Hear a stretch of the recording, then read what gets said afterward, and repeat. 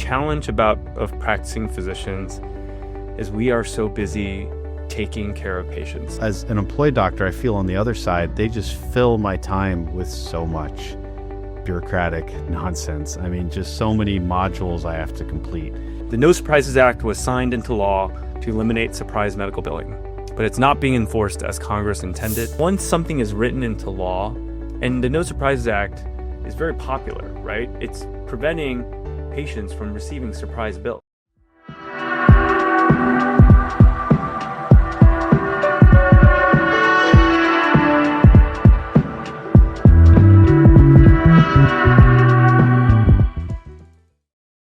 All right, welcome to this week's Doctor's Lounge. I'm Anthony DiGiorgio coming to you from San Francisco, where it's cold. It's like 60 and windy. And I know we like to talk about our weather being great here, but I am reminded of the Mark Twain quote where the coldest winter I ever spent was a summer in San Francisco. We have that now. It's cold. My kids can't even go outside, but I love it. We have great scenery. Joined by cardiologist extraordinaire Anish Koka in Philadelphia, where I assume it's not 65 degrees and windy, and Dan Choi in lovely Long Island, where it's probably beautiful and serene. Gentlemen, pretty nice. How are you? It's very nice in Long Island. We'd love to recruit some fantastic neurosurgeons to Long Island, Anthony. You know, I give you the pitch every other quarter. You got to time it right when my mortgage bill comes in. That's when my wife and I are most amenable to packing up and leaving the Bay Area. I'm actually tracking your tweets when you go on a rager about hospital employment. That's when the offer letters can come in. It's perfect. Yeah. You know when it's in the offer letter when I'm complaining about not having a parking spot. See, now that it's expanded a little bit, I can see some of the boxes behind you. The mess here. But it's still, your office looks okay.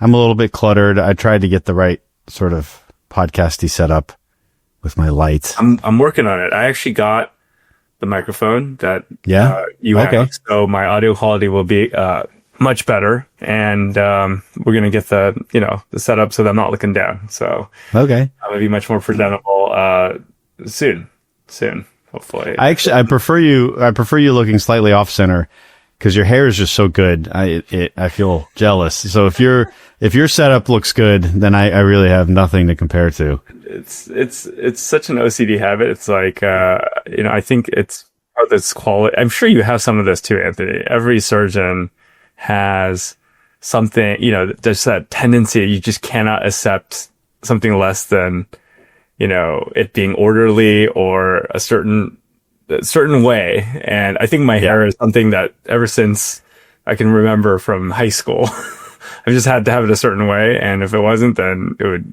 kind of bother me. So it's kind of like your x-rays. If your pedicle screws are in a certain place.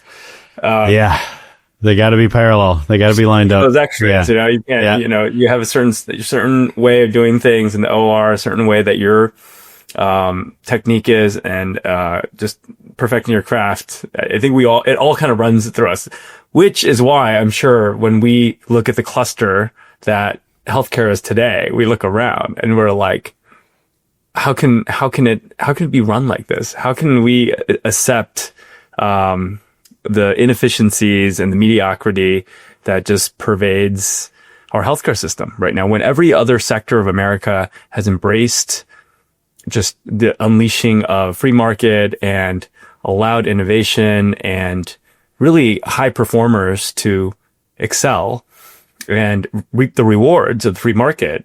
In healthcare, we're flipping it and we're doing the exact opposite, which is when we see that, it's completely disorderly. It's total disorder. And, I think that's some part of the reason why, we're here talking about all of this stuff all the time, and what we see just infuriates us, and we can see it being done so much better.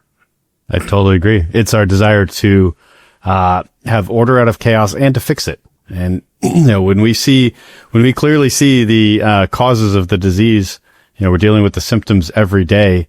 I think it's also in our nature to try to get to the bottom of it and see how we can fix it. And, I don't think there's, anyone better than practicing physicians to take a hold in fixing it. No offense to Dutch, of course. Since he's not here, we can talk amongst physicians, right? No, I think the challenge is just like you see all the, the boxes in my room just strewn around. Like, look, the challenge of practicing physicians is we are so busy taking care of patients. Look at my calendar. I saw 35 patients today, with the help of a physician assistant, of course. And, then, I went straight to the gym, got 45-minute, run in, went to go pick up my kids, tried to read to them, and, rushed to do this podcast. And, I think, policy is very important, but look, I'm spending 9 to 12 hours a day in direct patient care, and where the challenge is logistics. Everything is logistics. I think as I approach this season of my life where, I'm a surgeon, hitting a certain place in my practice. My services are desired. I have a certain reputation in the community. So I'm at, max throttle operating, seeing patients, trying to keep up with the demand. Then you've got, in this season, you and I are both, young dads. We have young children, and we're in our families. We are married. We have that as well.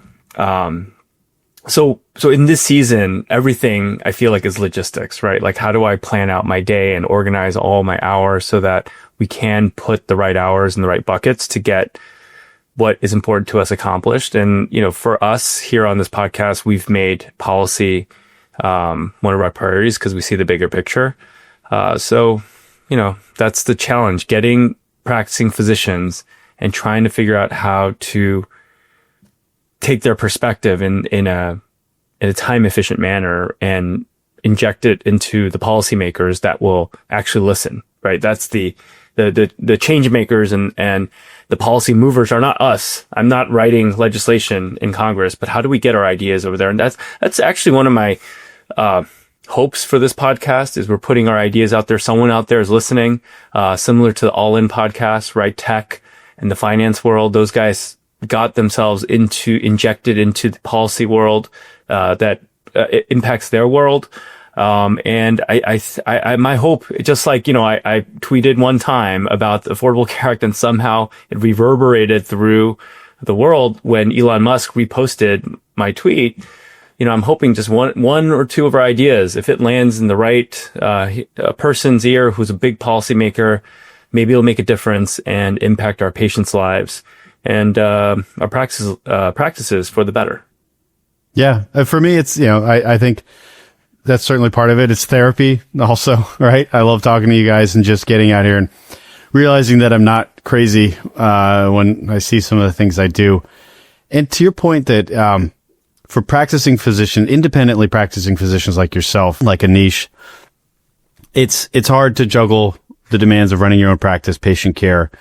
And that was part of the trade-off that people were supposed to get in going into employed settings, right? Is you have a little bit less of that managing the day-to-day operations. But I feel as an employed doctor, I feel on the other side, they just fill my time with so much bureaucratic nonsense. I mean, just so many modules I have to complete and so many things that I have to do that are peripherally related to being a physician, but don't actually have anything to do with being a physician. So there's just so much that keeps me from being able to devote my full time to policy. Now, thankfully, I have a little bit of research funding that's bought out some of my time, so I can do some policy based research, and still have it be technically part of my job, which is, I guess one of the benefits of being in academia is I can do that. But you're right. It's hard. I can't imagine, like you and Anish fully running a practice and at the same time, being able to devote effort to an amazing podcast like this, or, all the advocacy work you do, behind the scenes with AMA. And so I'm glad we're doing it just because I have fun talking to you guys, and it's a great group we have. No, it's been good. It's been a good run. Hopefully we, keep growing. Keep it up. Yeah. When we're going to have our retreat in Costa Rica, Anish is paying for us. I got it. There. I'll bring the tequila. We can jump into, we jump into one of our, first topics today that I think we were talking about is that one of the senators here, I'm going to pull it up here, tweeted about the the No Surprises Act enforcement. NSA I was gonna ask you about this. Congressman Greg Murphy talking about the No Surprises Enforcement Act to crack down on insurers defying the law. You're a pro at the No Surprises Act, so I was gonna let you absolutely run with this. Yeah, absolutely. I'm gonna go into it, and let me just pull up the tweet here so that we have it. So Congressman Greg Murphy, Representative Greg Murphy, sorry, I said senator earlier, big advocate for patients and physicians as well. He used to be a practicing physician and urologist, I believe. Urologist, great. So he wrote, the No Surprises Act was signed into law to eliminate surprise medical billing, but it's not being enforced as Congress intended. I introduced the bipartisan No Surprises Enforcement Act to crack down on insurers defying the law. We must put American patients first. Amazing. This is an amazing piece of legislation and that he's introduced, and it definitely needs to be passed. And I can give you some background on the No Surprises Act. Yeah, please tell us where did it come from and what exactly did it do? So No Surprises Act was a bill that was passed in the beginning of 2021, if I remember correctly. And it was a multi-year debate in Congress on how to solve surprise bills. So patients were getting hit with bills if they went to the emergency room and got certain care from physicians that might have been out of network, that weren't in network with their plans, and then they would receive a big bill that their insurance plan wouldn't cover. So the big question is, how do you solve this? And so Dan, can we even go back maybe to people that don't know what does it even mean to be out in, like, how do you end up at an emergency room that's covered by doctors who aren't in your network? Or I hear cases of somebody goes to surgery and it turns out the surgeon's in their network, but anesthesia or pathology may not be. How does that even happen? Like, what goes in? I mean, I'm in academics. I've never actually negotiated with an insurance company, but you have. So what goes into that? How do you end up in network or out of network? No, that's a great question. So, insurance companies, health insurance companies, they build networks, right? So if you are a Aetna subscriber or a United Health subscriber, that insurance company has gone out and built a network of physicians, hospitals, physical therapy providers, their healthcare provider network. And there has been an agreement between that insurance company and the healthcare provider that if someone who's participating in my plan in Aetna or United, those patients will be allotted a certain rate for the healthcare services. So it's almost like bulk purchasing, right? So now the healthcare providers have access to the Aetna network of patients, and the patients are getting a discounted rate by only going into these providers who are participating or in network with the network for the health insurance plan. And so that's the definition of in network. And then there are physicians or hospitals or healthcare facilities that do not contract with the health insurance company. And there may be a disagreement about what the rate should be. Aetna says, I want to pay $100 for this service. The provider says, well, really my rate for this is $500, and they can't meet in the middle. And so instead, the healthcare provider decides that it's better, in terms of dealing with the insurance company, to remain out of network. And so the insurance company, they would then build an insurance company, and every plan, not every plan, but many plans, health insurance plans, if you look kind of in the fine print, there is an out-of-network benefit. And typically, it's a difference between a PPO plan and an HMO plan, right? An HMO plan limits your access to in-network physicians. You can't go out of network. And a PPO plan typically is you can kind of pick your specialist or pick your physician, whether they're in or out of network. And there is a out-of-network benefit that they would cover 80% of the cost. So now the private practice. So a plan, just for an example, a plan might not want to contract with a physician, usually because they can't see eye to eye on a rate, correct? How often do plans not refuse to contract because of quality? How often do they say, your rate's fine, but frankly, your outcomes cost us a lot of money because you're a terrible surgeon, or, you order too many tests, or so on and so on? Or do they typically only keep providers out of network because of cost rather than quality? I'm not a contracting specialist, so I don't know if they are looking at quality metrics. They may. I think they do to some degree. But I do know that in this era of consolidation, one thing that they look at is size. So if you are a big hospital system, they are very motivated to keep you in network, regardless of the price, right? So, the hospital systems will leverage that to get favorable contracts. We've seen this where if a hospital system is not having favorable negotiations with an insurance company, they will use that size and leverage to get, basically turn the thumb screws on the health insurance company. Yes. Yeah. And so that one of the factors is size. So like we're a small private practice, my practice in Long Island. We've approached various payers. Hey, we'd like to go in network. Can you talk to us? They won't even talk to you.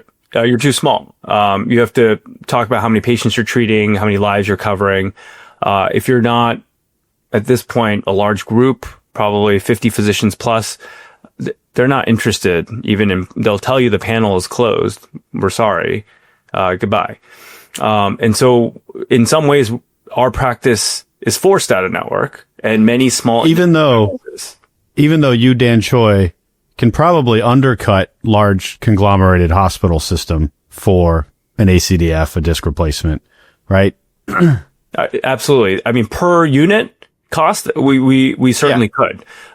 In terms of, what I'd be willing to take as a contracted rate is probably, cheaper than the consolidated entities. And we can go on theoreticals. You don't need to show your own prices or tell the insurance companies you'll work for less. But I mean, that's the argument I typically hear from small practices. They're like, hey, we'll give you a better rate than the big university system.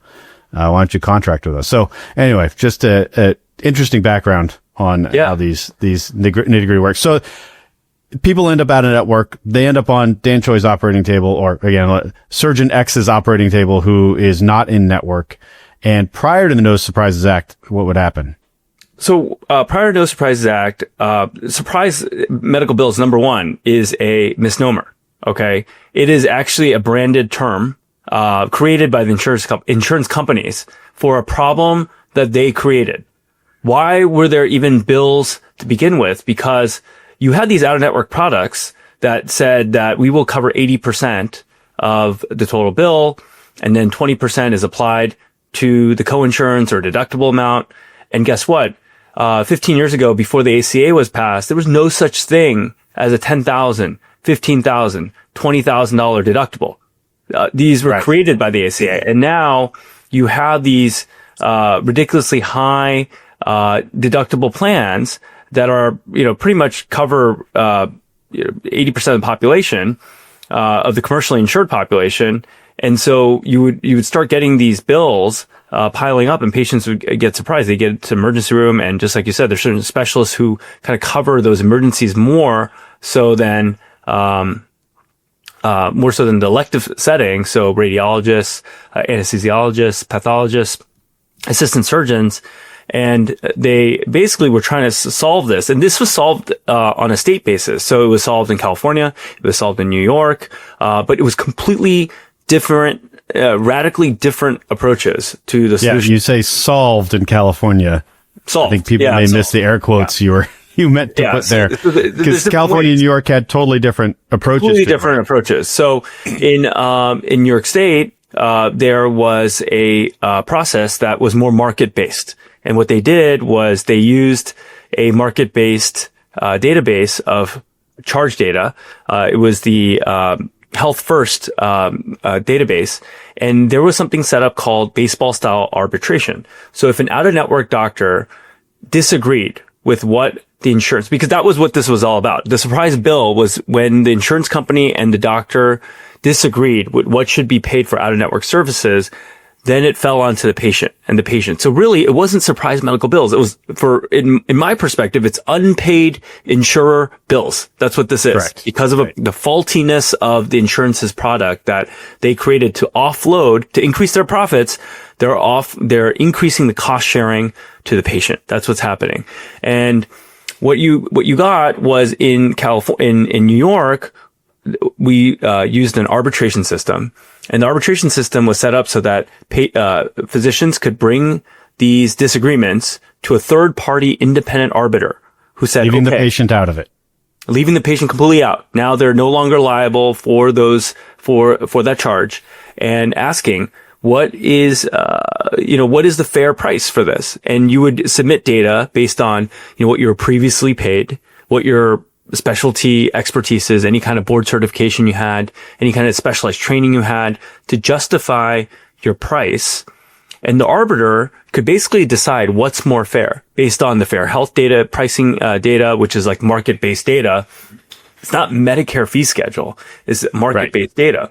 Because Medicare fee schedule is never intended to be a rate-setting device for private insurance, correct? It really wasn't. It's a government rate, right? It's the bare bottom. I went over this in the last podcast. It's the bare bottom, It's when you sign up to be a government contractor, this is what the government will pay you for providing these services. And it was the fee for the socially vulnerable in our society, not the market-based. And so in New York, you had the system, and what it created was it encouraged the insurers to actually give fair rates to healthcare providers, right?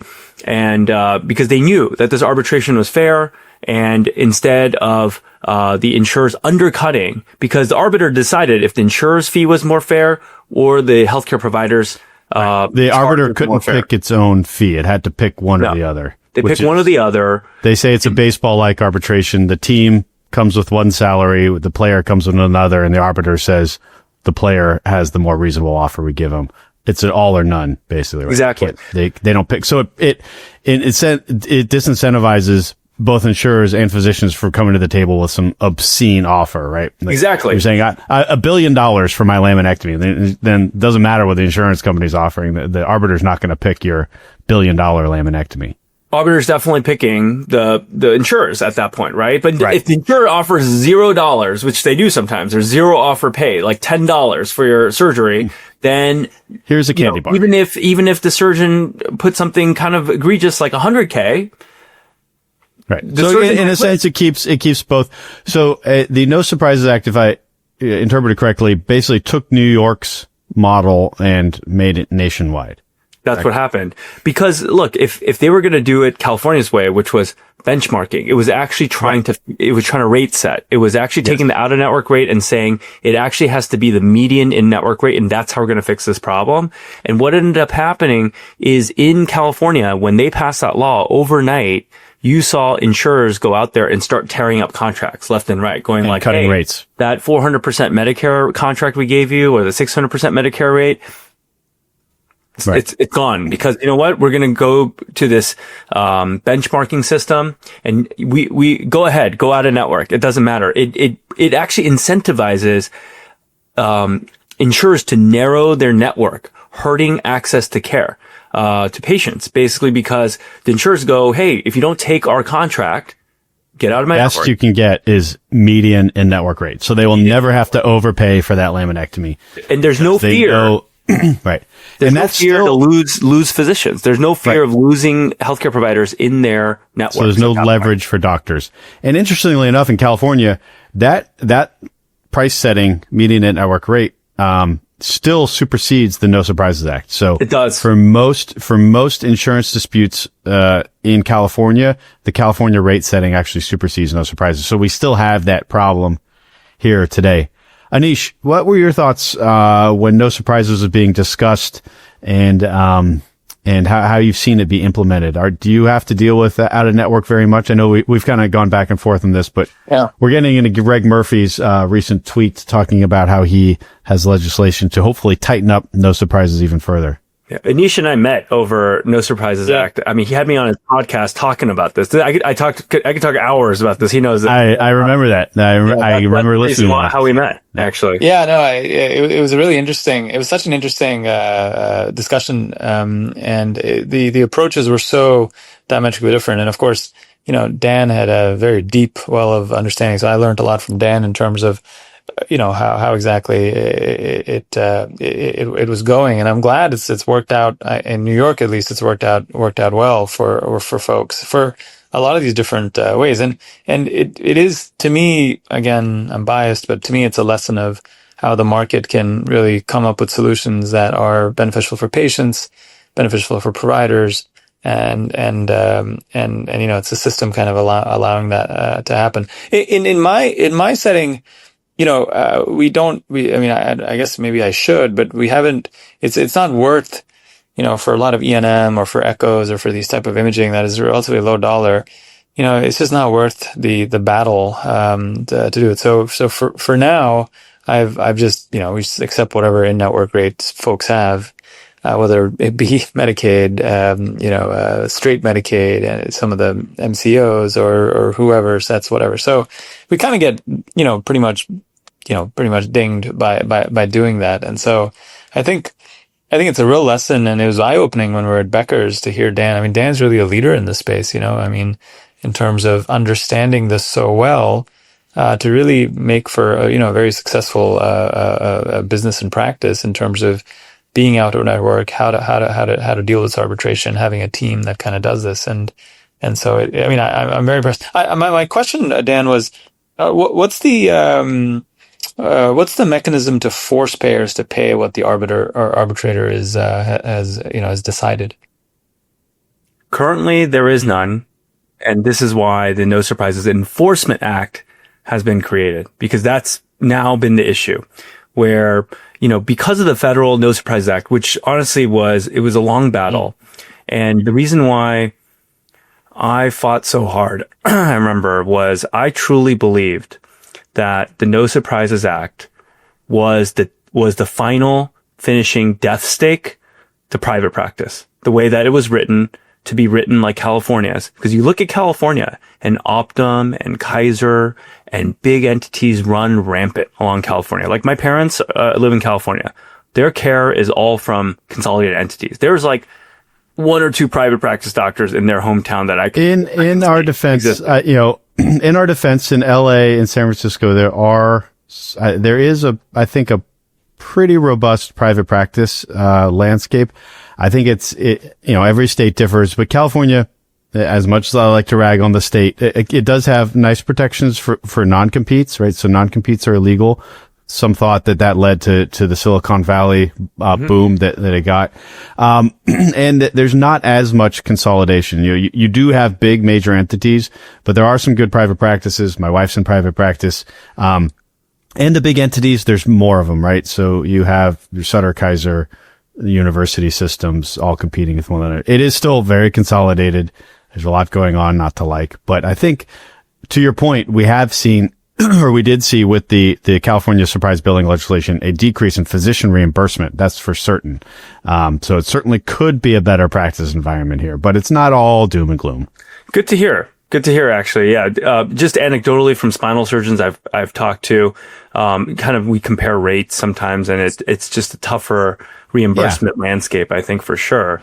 No, I think it is. But there are opportunities to go out of network, in California and just do like cash pay. There's a lot of wealth in the state. So like in New York, I think a cash pay landscape for a certain small segment of the population does work. So no, that makes sense. I saw it though as the death stake to private practice. Just if we went that direction where you're rate setting, I thought that the insurers were all over this. They spent so much resources and money on this thing, and the headlines that were coming out of the mainstream media that were villainizing doctors about balance billing and out-of-network billing, it was just crazy. You could see the coordination all over, and it was with the intent to further capture more of the physician ability to be independent. And it was to prevent physician, because really what it is it's cutting physicians off from more capital, right? It's access to capital, your inability to price and charge the appropriate market rate for your services as a healthcare provider prevents you from growing and being independent. That's how I saw it. And because it's passed, now I'm starting to see that private practices are utilizing the No Surprises Act, and they're actually growing. My practice is one of them, and we're able to now have the capital to grow, to hire, to build facilities, and maybe compete with the health insurers and the health entities with this access to capital that the No Surprises Act has given us. But the enforcement has been poor. We get these decisions where the third party arbiter goes, yes, like your fee is very fair. Aetna or United should pay you this fee for your surgery, and we get a determination, and it takes like 18 months to get that determination, or even 12 months to get that determination. And then we submit it to the insurer, and it's crickets. Like literally they're like, we're not paying. Like, we don't care. And so that's the birth of this No Surprises Act Enforcement Act, which is going to impose harsh penalties to insurers if they don't pay within the 30 days that's actually mandated by law for the NSA for these insurers to pay. Now, the Biden administration, Javier Becerra, also tried to cut the knees out from the No Surprises Act and was sued by Texas Medical Association. And I believe there are a lot of co-signatories to that lawsuit. What did they try to do, and does this legislation proposed by Congressman Murphy, does that take away the ability of a future administration to undercut the No Surprises Act? I think that the strategy that the Biden administration used, it was scary to practicing physicians who, Becerra wants to be our governor next, by the way. Yeah. Kind of rough. It's very interesting. I think he's actually married to a physician too, Becerra. But it's very interesting because the strategy they took was scary, but I don't think it's from what I know, I'm not a political strategist by any means, is that once something is written into law, and the No Surprises Act is very popular, right? It's preventing patients from receiving surprise bills. And that was the intent, right? Protecting patients. Yeah, it's very hard to regulate away the intent of the law, which is exactly what Becerra tried to do. They tried to actually turn that arbitration process, which explicitly states there's 5 factors that the arbiter has to use. And in the regulation writing, they said, hey, instead of the 5 factors, yes, you can consider 5, but one of those 5, the median in network, has to be the primary or the most important factor, or the first thing that they look at, which basically just completely rewrites the law. So that was challenged. And I think it's going to be really hard for any future administration to go back and literally, kind of rework how arbitration works. And this is just putting more teeth into making sure that if the insurers lose, they've got to play by the rules. The rules were written. Now everyone should play by the rules. And I think that's a step in the right direction. Great. Well, all the best to, Congressman Murphy. I noticed the list of sponsors, on the bill was bipartisan. Raul Ruiz was on there, Jimmy Panetta, a few prominent physician-friendly Democrats. So I'm hopeful. Hopefully this will get passed. Other news, Anish, I noticed you tweeted out that you think Vinay Prasad is a mole placed by the progressive left. He is a direct descendant of Bernie Sanders and wants to undermine the entire FDA. Do I have this right? I mean, we both know Vinay. We know he's a total leftist, right?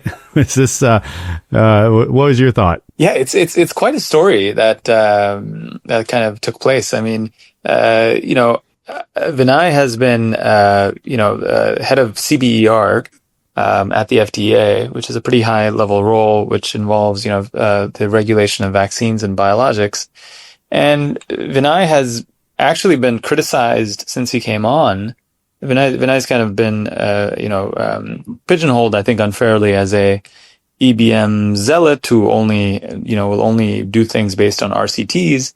And EBMs and RCTs are evidence-based medicine and randomized controlled trials, the gold standard medical evidence that we like to throw around. And so I think one of the fears that folks had when he joined the FDA, and one of the fears I had when I first started talking to Vinay probably a decade ago, was that he was kind of an absolutist. And if you go into any sort of a deeper conversation with Vinay, it becomes pretty clear that he's not. He's just a sharp guy. He's a critical thinker, and believes there's a place for RCTs and there's a place for non-RCT based evidence. And it all depends. And actually, he got a significant amount of flack initially when he came on, because he said things about plausible using approvals based on plausible mechanisms, especially when you have rare diseases where you can't do large RCTs. Imagine a disease which affects 1,000 people in the United States, and it's very severe, and it's a terminal illness where you're dead in 2 years.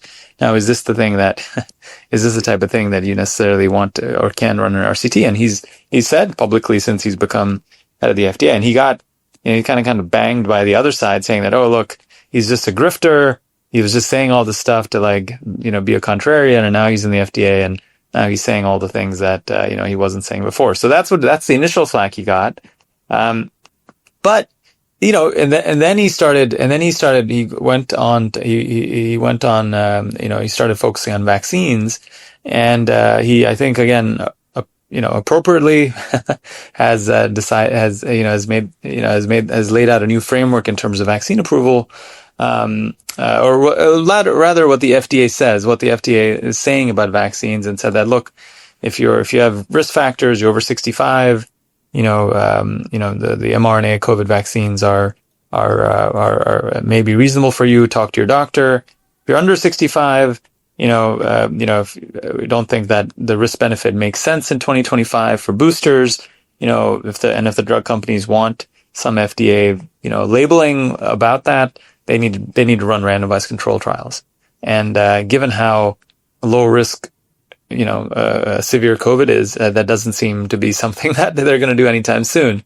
Then he's so, I think that when you do things like that, that upsets billions of dollars of revenue that is heading in certain pockets, and I think that upsets people.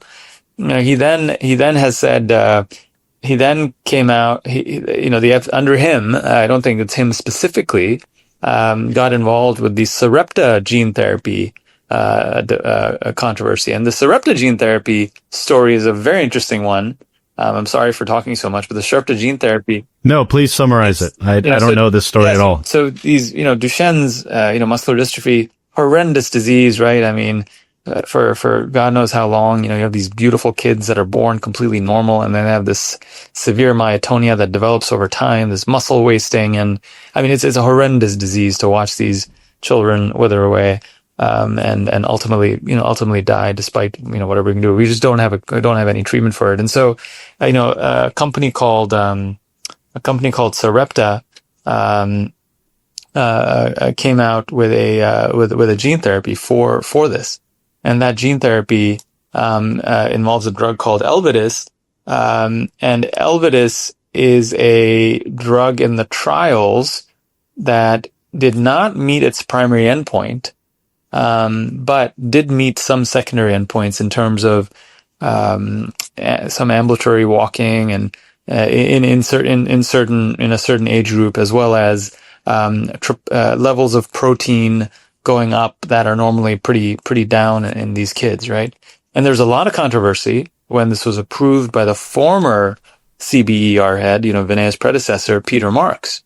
And Peter Marks kind of overruled multiple folks in the FDA staff to say that, hey, no, we are going to approve this drug for these kids.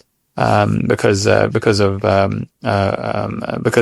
a terrible disease and it's rare, and the surrogate endpoints are enough, right? So it's a very, very controversial decision that was made by Peter Marks.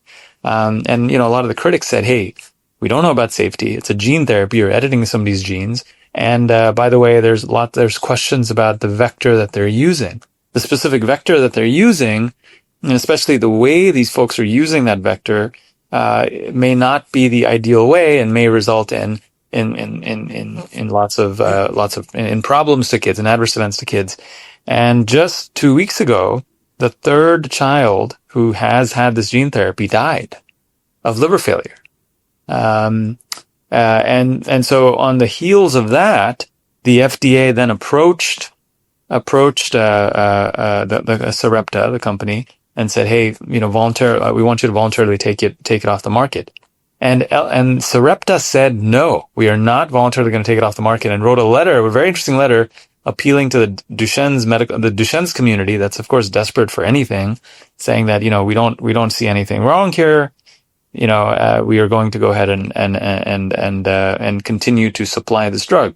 Also, there was an earnings call, a financial call, where this death was not discussed on that earnings call by the CEO. The CEO is Doug Ingram, who's at this point infamous. And so, lots and lots. So then the FDA, then the FDA, of course, basically they're thumbing the nose at the FDA. And so, through leaks or whatnot, it became pretty clear that the FDA is not happy with Sarepta, and one way or the other, they've given approval. There's a process to take away approval. And it felt like, at least, that they were moving toward, if you were reading the tea leaves, it looked like they were moving towards, taking that off. The issue is, the Elvidis, the list price for Elvidis, one shot, remember, gene therapy editing, $3.2 million. Yeah, I was just Googling and it says 2.1 where I found it, but yes. I mean, we don't know. We don't know what the negotiated price is that insurers are actually paying. Of course, that's the list price. But so, I mean, this is a pretty significant decision. And again, lots of money on the line. Sarepta stock just, dumped the moment that happened. And then, interestingly enough, like a day after this happens, right?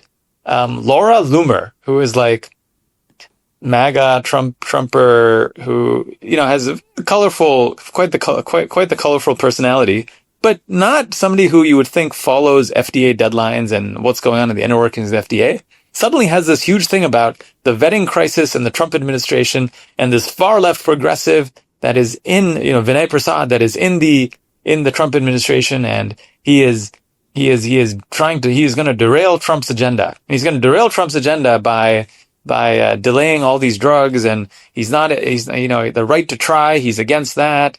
I was like, Mike, and she has a section in that whole thing. And again, it highlights a bunch of tweets from Vinay from a while ago, saying that, look, basically tweets that say, I'm a progressive, but I disagree with the COVID authoritarianism because of X, Y, and Z. So he was trying to defend himself when he came out. He made quite a name for himself by being a very loud and outspoken critic of the administration and COVID authoritarianism and masks and all that stuff, right? And so there's a bunch of tweets where he says, I'm a progressive and I'm a left wing, I'm a Sanders Warren liberal. And so Loomer has now cut and pasted all those tweets in this article, saying that this far left progressive has somehow gotten into the Trump administration and is trying to derail Trump's agenda. And all that is like, okay, fine. Loomer would say that and find anyone's old tweets and do that. But the part that made me think 100% this has got to be a plant is this section by Laura Loomer. I mean, read everything Laura Loomer has said. There's a section on missing critical FDA deadlines and PDUFA deadlines. I'm like, there is no way Loomer has an investigational team that has been paying attention to what's going on in the FDA. I mean, there's just no way. Oh. And so to me, it's like, it just smells like this has got to be a biotech, biopharma, some shady thing that's planted the story. I would love to know what's going on there, what the background, what the backstory is there, to how it is that Loomer is now suddenly anti-Vinay Prasad. It's like, how the heck did that happen? Yeah, I'd be interested to see that too. I mean, I knew Vinay when the COVID stuff started happening and he was making a name for himself. We met and had coffee a few times. And I think he was, like a lot of us at one point, more on the left and realized that those policies just don't work, and he's kind of come around. I certainly don't begrudge him that. I know I was, as a former leftist, can relate to having my eyes opened. Red pill. Yeah. But it doesn't even on the Twitters. Right. But who even? I mean, honestly, who really cares? I mean, the guy's job is to do vaccine and biologic. I mean, if he maybe he believes in Medicare for all. All right. Who knows what, I don't know. I don't even know what his politics are at this moment. Right. I know he's highly opposed to state-based centrally, that's what COVID kind of taught a bunch of us. But how does that even relate to that? I mean, RFK is the head of HHS. I mean, is there a Democrat? Yeah, is there a bigger liberal, left-leaning liberal? I mean, go back and look at RFK's tweets about all these things. And RFK was like distancing himself from Trump and I'm sure he said like. And let's let's not have the same ideological purity tests that the other side has on. Right. And that's going back to why I love doing this podcast and chatting with you guys is we actually disagree, I think, on some significant things. But there's no ideological purity here as long as we can back it up with reason and logic, etc. So just real quick, I was asking my AI here about what sort of gene therapies are on the market. There's quite a few. SMA, as we mentioned, retinal dystrophy, hemophilia, thalassemia, sickle cell, and they all range from 800,000 to 2 to 3 million for a dose. Probably a good return on investment, though. I mean, if you're even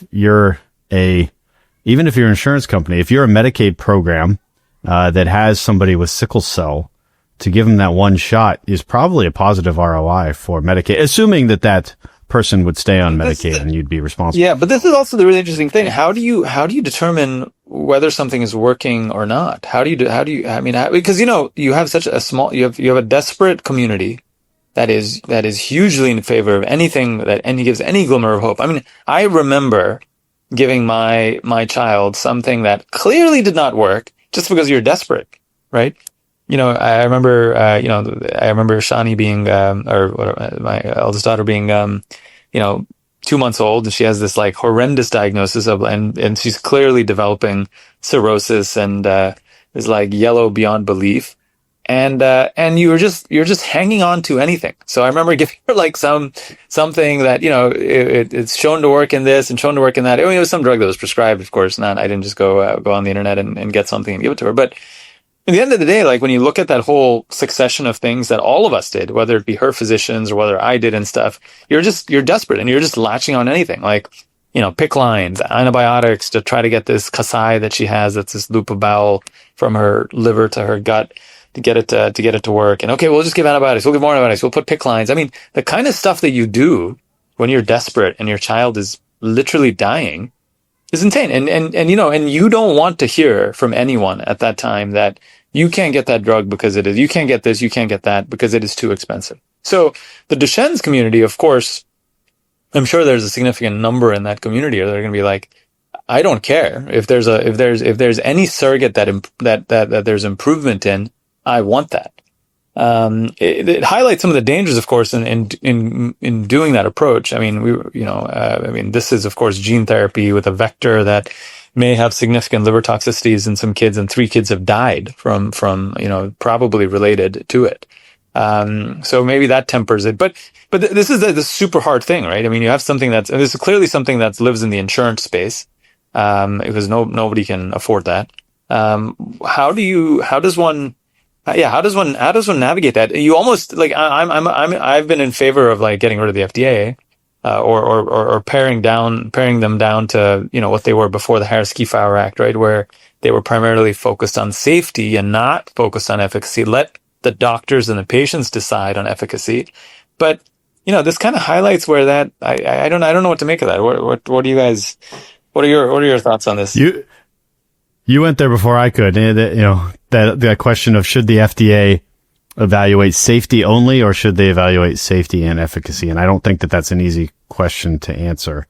And even in their evaluation of efficacy and safety, it so much depends on what endpoints they pick. Right. So I remain neutral on that.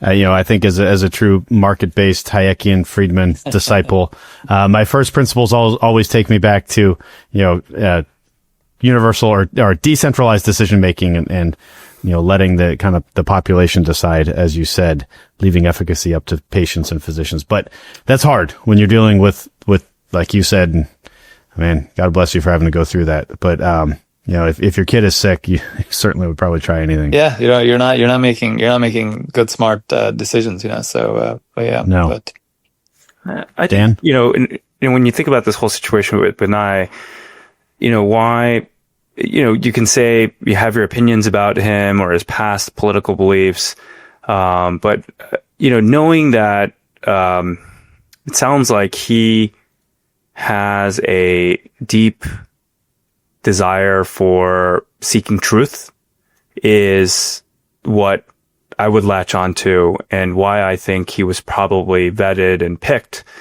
for the Trump administration. During the COVID pandemic, it was extremely hard to be very level-headed about lockdowns, negative implications of it, negative implications of masking, because there was a lot of fear. I can remember myself being totally afraid of catching COVID, wearing a mask all the time. Mainly also because I'm a surgeon and I wear a mask in the operating room. So I said, look, I wear a mask so I can prevent disease transmission. Everyone's using their own kind of logical reasoning. And I think Vinay was seeking truth during that time. He was staying rational, looking at data carefully. And that's something, as physicians, we all have a very healthy respect for.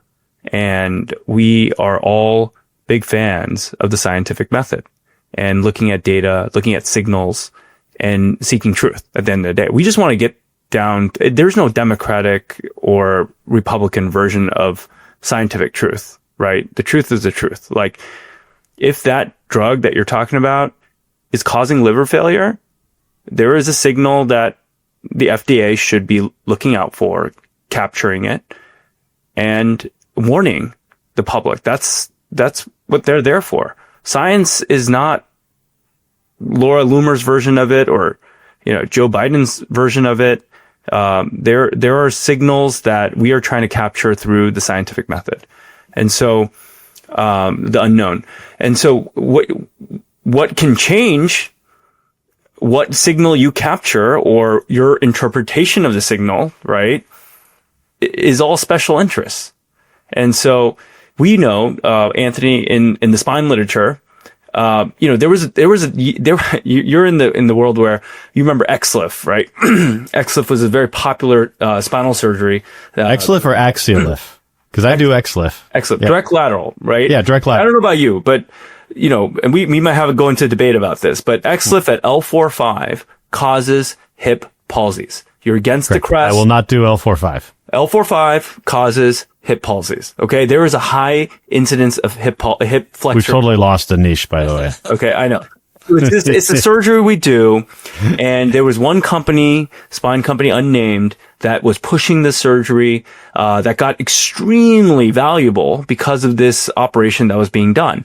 And the literature that was coming out of a certain center, that was promoting this surgery, that was prospective, randomized, controlled data, was that there was no hip palsies. Okay. And that research, or indirectly, we know those centers were pretty influenced, we think, by this company. Right. And so my whole thing is that, in the data, you have to be very careful. Studies, I always read with a grain of salt. And, I think it's all about what is driving that study, and why are the study authors initiating the study, and that's an unknown, right? Everyone will say, look, I'm unbiased, I'm from academic center, but every author of every study has their biases, and that's what obviously some of these study designs try to prevent, to control for. But funding of studies and why these authors are pushing a study has a lot to do, I think, with ultimately the conclusions that get drawn. And so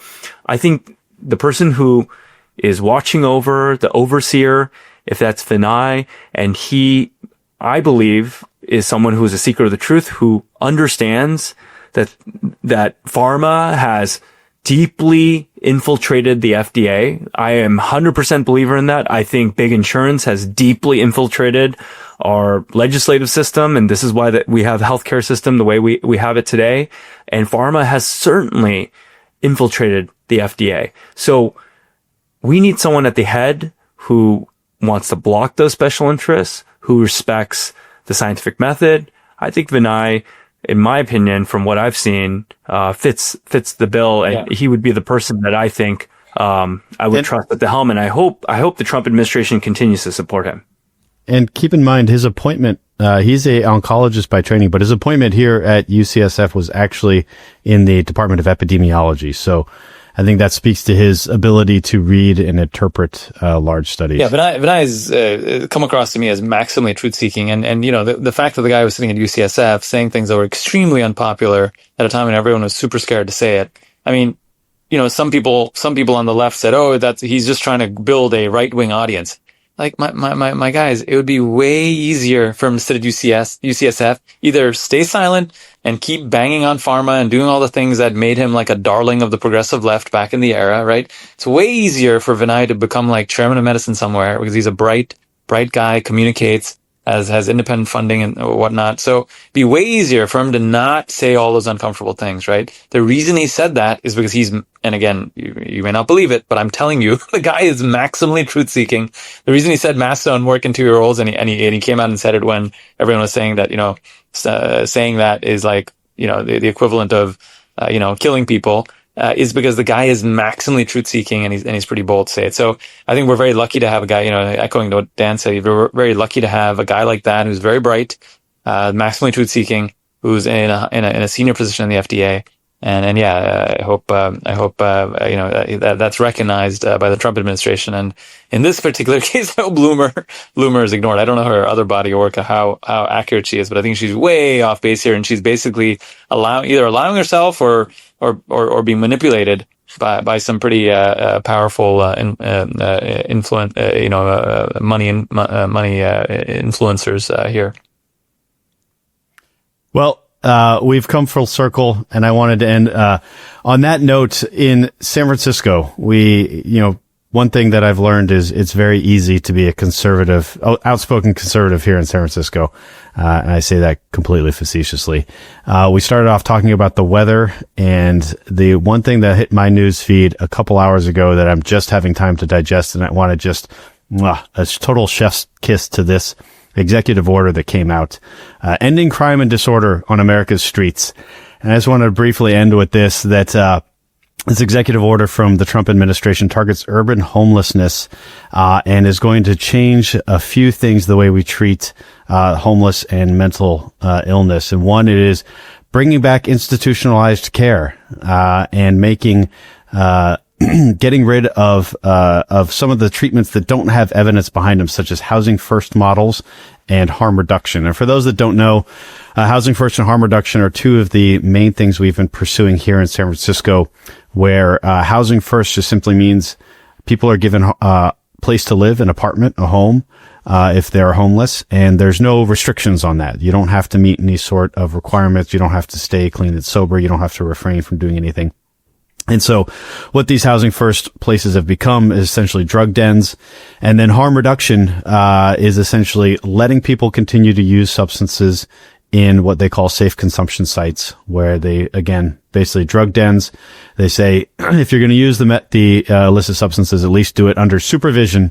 And so it is really promoted drug use. They're doing things like handing out syringes and tinfoil and pipes and lighters, doing everything basically except drug dealing. And so this is all going to be scaled back. If cities want to keep their federal funding, they have to stop supporting these initiatives. And if there's one thing that we see in San Francisco working in a county hospital, is people coming in end stage mental illness and drug addiction with traumatic brain injuries over and over again, and us being forced essentially to release them back on the streets, because we cannot involuntarily hold these people who have mental illness. The rule is, if they want to go back to the streets, they go back to the streets. And so it looks like this will change. We'll be able to involuntarily hold people who have mental illness to prevent them from harming themselves, which I think is truly the more compassionate way to treat these individuals. That is Gentlemen, brief thoughts. That is not how it's going to be spun, of course. But of course not. But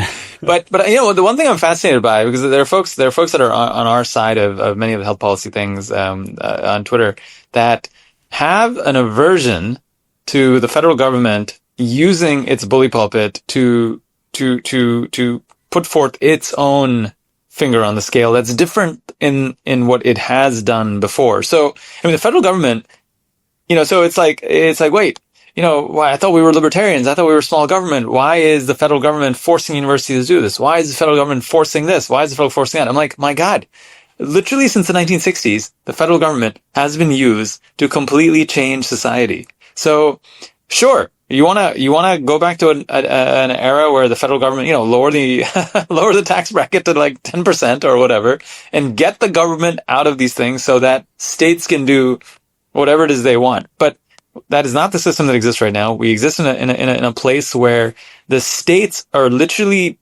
actually almost not just the states, almost at every level of life that we live in, federal funding has just massive impacts, right? So look, hospitals, universities, city governments, state governments. Right. So those doctors, I'm speaking to you who think, or like, oh my God, how can, free speech, blah, blah, blah. It's like, this is the game. If you want to have a different game with different rules, but the federal government is not, doing this, I am all for it. But you can't have 55 or 60 years of the federal government, doing whatever it's been doing at every level, and suddenly now be like, oh no, now you're not allowed to do it. It's like, come on, guys. Anyway, it's my 2 cents on that. Yeah, the old adage goes, never create a sword so powerful you don't want your enemy to wield it. Yes. And in Twitter, I recently got in a debate about Hobbes versus Locke, and maybe one day we can go into how to best format our government. I'm more of a Lockean, but I think there's some people out there that don't realize how much they agree with Hobbes and want the so-called Leviathan to rule their every waking moment. Dan, do you have something on this whole thing, or I had one other thing to say? I mean, you guys are in Philadelphia, New York. I mean, this affects you all as much as it does me here in San Francisco. I'm not such a big fan of the harm reduction, housing first. I think the proof is in the pudding. Like, you look at San Francisco and New York today, and you see the videos, social media videos of, people who are high who need help, who are just kind of left to their own devices, and it's very cruel. And it's not compassionate at all. No. Yeah, Mike, San Francisco, right, is the great book that I strongly recommend anyone read about how truly Michael Schellenberger. Michael Schellenberger, how truly compassionate it is. It is not compassionate. It is actually cruel, and it is without dignity to continue doing what we're doing right now. And it is also not what's done in socialist Europe. But I wanted to plug the pod, the Doctor's Lounge, compared to some other pods that'll go unnamed, which sometimes have some high octane celebrities. I actually didn't know who the former CMS head was. That's how bad it is. But this particular podcast, it's a health show. Very good looking guy who is very polished. I like his stuff. I was like, I think we need some neon signs here, guys. But he had the CMS head director on, okay? And this is and I watched the whole thing because somebody, one of my PAs, Brooks LaCour? Yes. Shakika, I forget. Yes, you're right. Yes. But anyway, I got annoyed because somebody I know called me and was like, man, that guy, his show was so good, blah, blah, blah. I was listening to it. I'm like, what the heck? So I listened to this thing, right? And man, I had to it was so painful to listen to. Listen to this quote, so I'm saying this because you gotta listen to this, the Doctor's Lounge, because this will raise your healthcare IQ. If you listen to other folks, your healthcare, you will kill brain cells. I think some of my brain cells died. The former CMS director says, I quote, "The Affordable Care Act and subsequent laws have made coverage more affordable. 4 out of 5 people looking for an ACA plan can find a plan for $10 or less." That was just one of the ridiculous things that was said on this podcast. And again, there's no pushback on that. It's like, yeah, I mean, it's insane. It's insane, to say that. So yeah, plug for the Doctor's Lounge, plug for Dr. Giorgio, Dr. Choi, Dutch, Sanap. We should have her on as a guest. Oh, she won't come on. Well, I just hope one day I can reach a level of prominence where I can shamelessly plug one-sided propaganda with no moral principles. Maybe that's a sign of success. All right, gentlemen. It's always a pleasure speaking to you. And we'll do this again next week. All right. Bye-bye.